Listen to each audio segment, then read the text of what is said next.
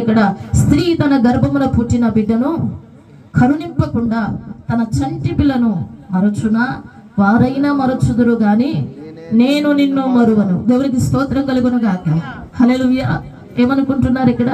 దేవుడు ఏం మాట్లాడుతున్నాడని మనం చూసినట్లయితే, స్త్రీ అంట గర్భమున పుట్టిన బిడ్డను కూడా మర్చిపోతాడు. దేవునికి స్తోత్రం కలుగును గాక. అవునా? మీరు మర్చిపోయారా లేదా మీ బిడ్డల్ని? అనేక పర్యాయములు మనకున్న సమస్యలను బట్టో, పనులను బట్టో, నిద్రను బట్టో, లేకపోతే ప్రయాణాలను బట్టో మనం మరిచిపోయిన దినాలు ఎన్నో, మరిచిపోయిన గంటలు ఎన్నో, దినములెన్నో, సంవత్సరాలు ఎన్నో. కానీ ఇక్కడ మీరైనా మనమైనా మరచిపోతామేమో, కానీ మన బిడ్డల్ని దేవుడు మాత్రం తన బిడ్డలు మరచిపోడంట. దేవునికి స్తోత్రం కలుగును గాక. ఆయన నీ కష్టాన్ని చూసే దేవుడు అయి ఉన్నాడు, నీ కన్నీటిని చూసే దేవుడై ఉన్నాడు, నీ శ్రమను చూసే దేవుడై ఉన్నాడు, నీకు కలిగిన శోధని చూసే దేవుడై ఉన్నాడు, నీవు అనుభవిస్తున్న బలహీనతలు దేవుడు నిశ్చయముగా చూస్తూ ఉన్నాడు ఆయన. దేవునికి స్తోత్రం కలుగును గాక.